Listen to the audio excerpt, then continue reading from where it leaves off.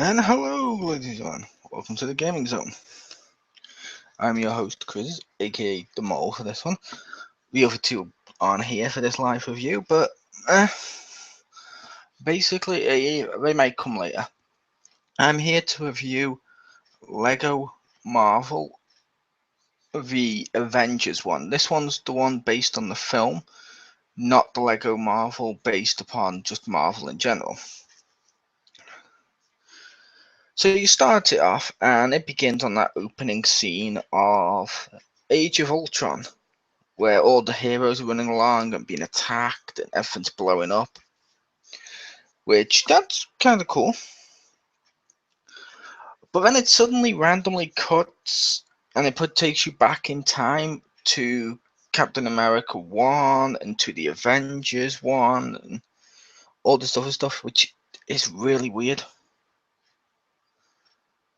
So yeah, I don't know what the problem with that is or why that happened. But yeah, and that is of course the biggest problem I have with this is the inability to stay on going forward, if that makes sense. Like, you can't just go, oh, I want to play Captain America, go Captain America and just go all the way through like you could on the past Lego games. You're sort of spread all over the place, and in doing so, I don't know, it creates sort of a nasty narrative.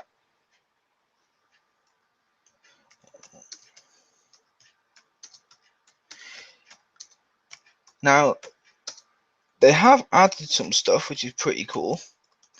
Like, Tony Stark, for example, it cuts to the inside and it's just like that around his face with a screen with the various suits all over the screen. And those various suits basically equal like the different Iron Man suits. So then let's say, I don't know, let's say you want to be Hulkbuster Iron Man. You click it and it comes down and then he gets into it and then it comes over him, and that's how you can swap between Iron Man costumes. And I'm like, that's kind of cool. Of course, you can't just do it the old-fashioned way if you choose to, and just go and just blink out. But that's kind of a cool, almost fluid in-world explanation to what happened as the previous suit falls apart, the new one comes on. I like that. So next up, we have like the roster of characters. Here's what I'll discuss next, and I'll be honest, I don't like the roster of characters as much, because there's some obscure characters that aren't in the films, which is a good thing to include them. However, it's worth noting they're not actually. They haven't actually gone and done that with bigger named ones that weren't in it too much, besides like A-Bomb. Who cares? But there's no like X-Men or Spider-Man or anything like that, which is really weird, especially considering there's a Civil War DLC pack. No Spider-Man. You think they'd at least include him and just put comic Spider-Man or something so they didn't have to ruin it? But what are you gonna do? That, as they say, is life.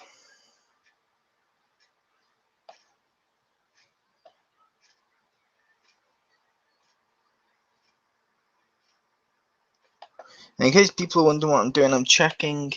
As we're doing this, I'm checking to see where the others are. Hopefully they come in during this. But if not, say la vie. But yeah, the Avengers.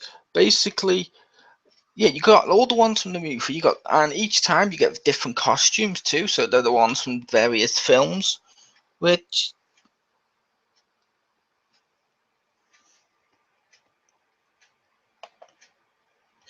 I do like that. I do like the various costumes and stuff like that. It's kind of cool. It's cool seeing like, oh, this is Age of Ultron Hulk. This is the other Hulk from like normal, and technically it'd be from Incredible too, but they don't include that film.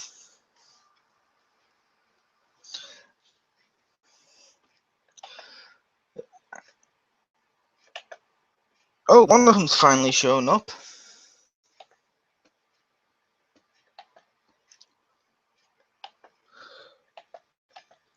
But yeah, and that includes like the Hulk from the other one, and you get to see the different color skins, and you get to see what separates the different Hulks, which is cool. You get to see various different Captain Americas and stuff like that, so that's kind of cool. And yeah, like I mentioned, you can go inside Iron Man and you can see all that stuff, which that's cool. And yeah, I like it.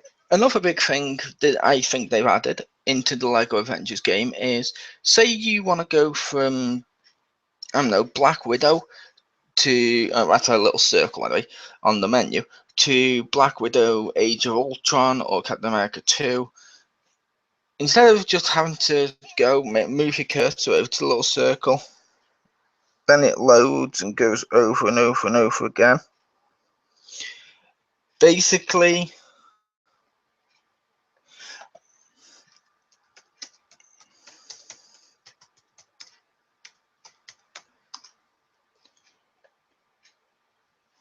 but yeah, basically, it's a case of, with the little circle, you go onto it and it keeps going over, and instead of waiting for it to cycle through, you have to click L1 or R1 and you get to scroll through them.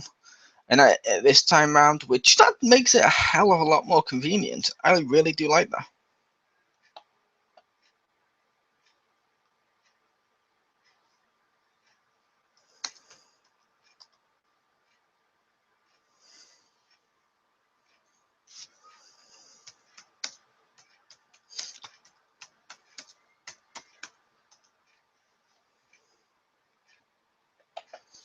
But yeah, basically, so you have that.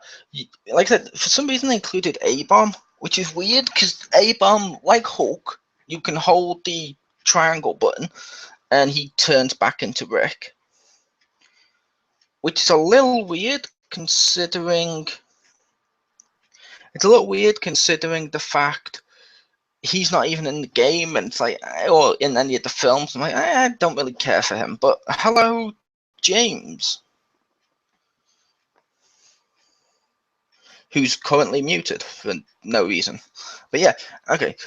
Anyway, like I said, so that was A-Bomb, and we're going through. And like I said, they done DLC packs, like there's a Civil War pack with Black Panther and stuff like that. But there's no, which yeah, there we go. Now we finally have a gym and the Minicam logo. But yeah, basically, uh, so I've covered the characters and I covered like the Iron Man and stuff. The story mode now, the cutscenes look pretty good on everything except the side missions, where it suddenly becomes like the Thor film or the Captain America film. Oh wow, actually I don't know if it's the Captain America one, but there's the Iron Man one and stuff like that, where yeah, it becomes a case of, it looks like on the old Lego Marvel where it was the Deadpool levels. It's all done like comic book style and shitty like picture with a bit of text. I don't like that. How about you, Jim? I'm sorry, you froze for a minute there. Did you not hear us at all? Or? I heard you say it was something like the old Lego games, and then you froze.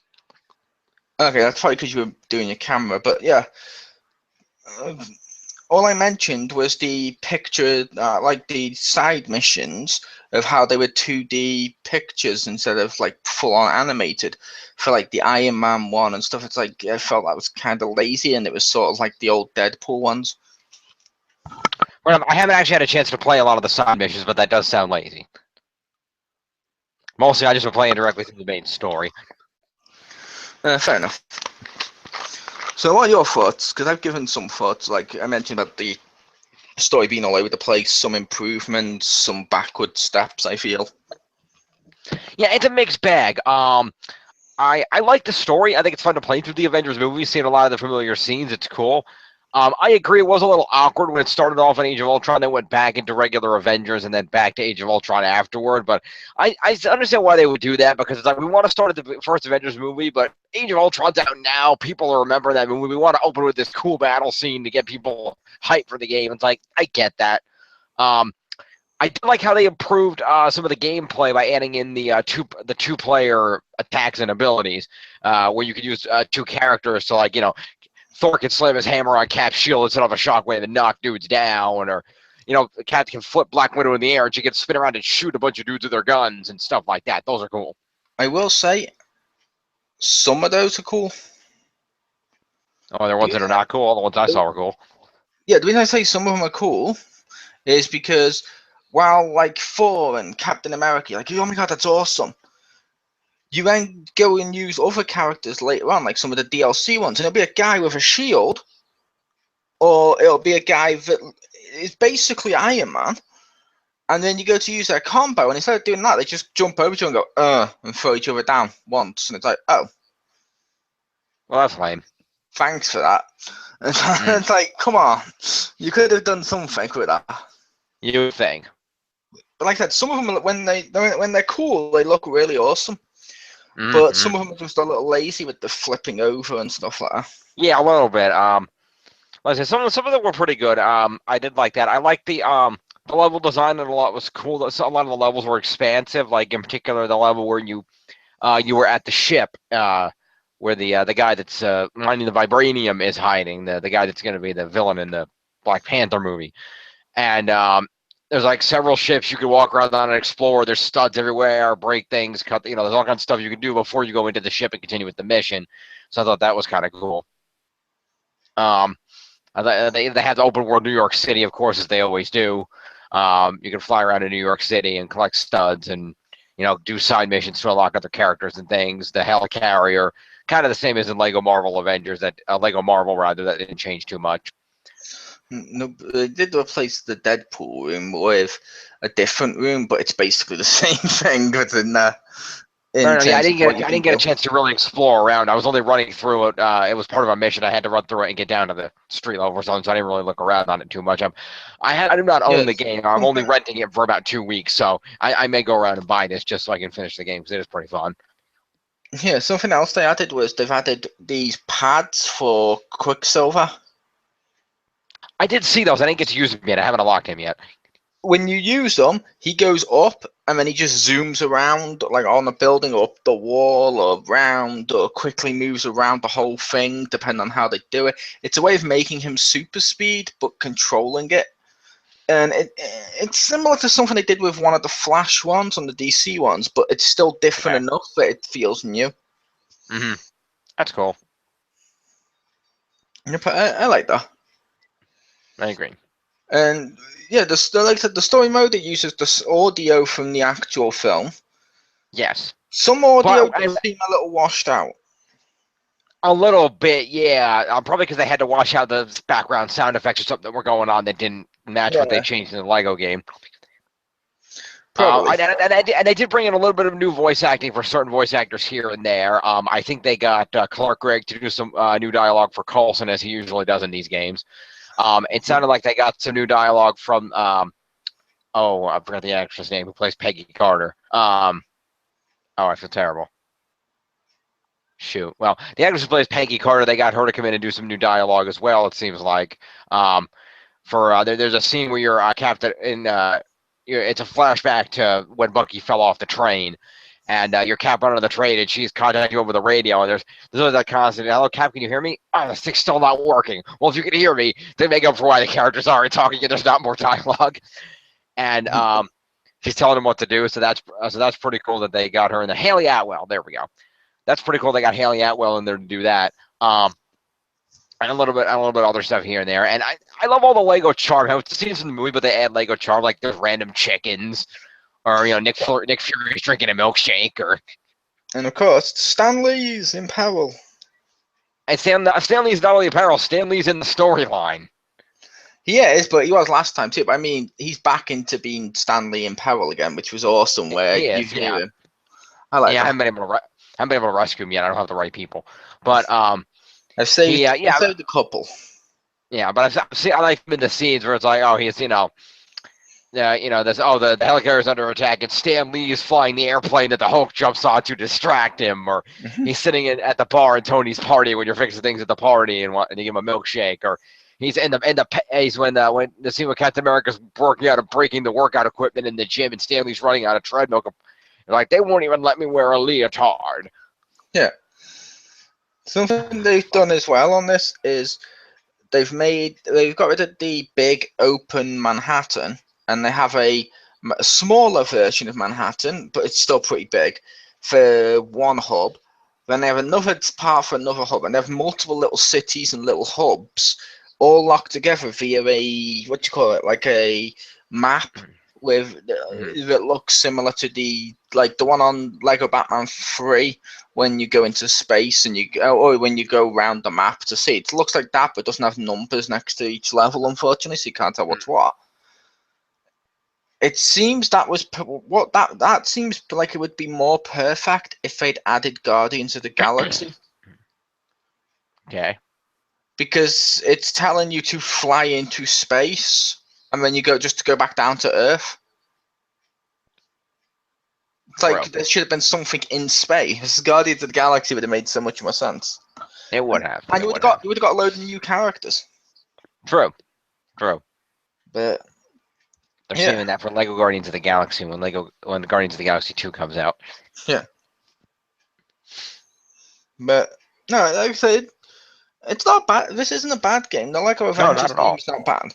No, it's a good game. It's a lot of fun. Yep. So I think we'll go around to rating it now. Okay. What's your final thoughts and rating? I'll let you go first. If I were gonna rate this game, I would probably I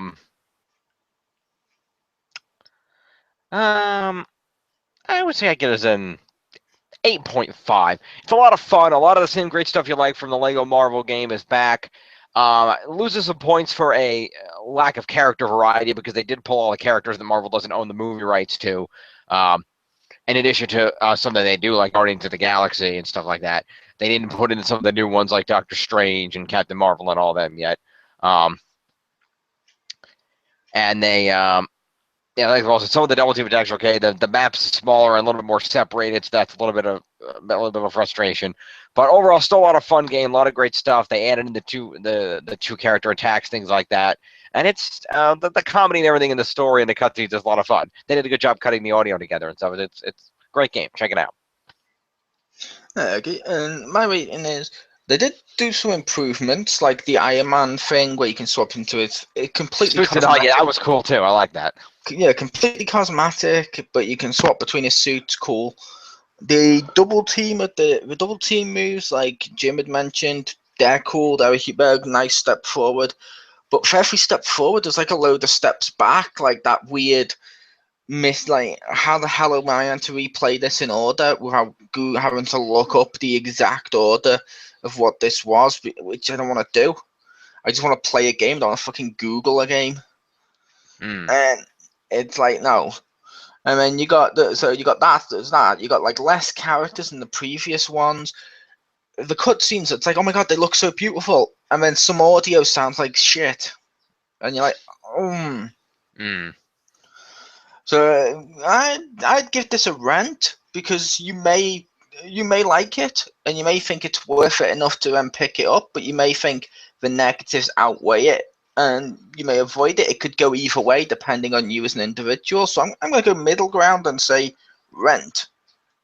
Okay, sounds good. Yeah. I was your hostess on Chriz, Thank you for eventually joining me, James Phoenix. You are welcome. I apologize. Skype was being a pain and refusing to let me log in for like 15, 20 minutes. And peace.